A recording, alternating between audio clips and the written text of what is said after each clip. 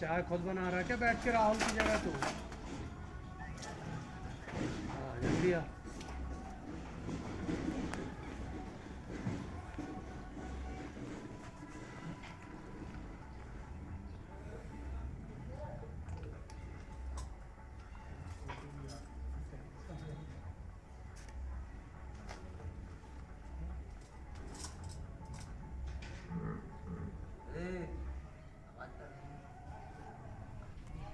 हाथ जाता है उसको पता चलता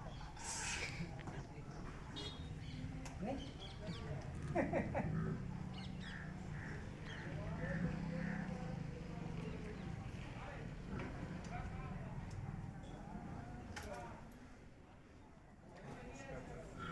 जिसका दर्द वही जाने उसको भैया उसको नहीं उसको भी गोली डलवा दो। हालांकि उसको कल दिखवा देंगे सुबह सुबह।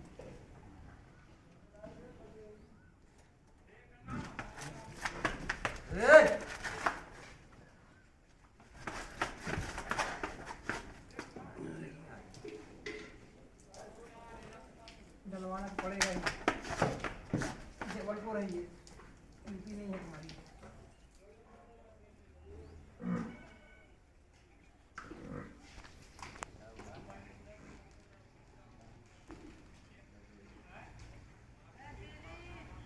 नहीं है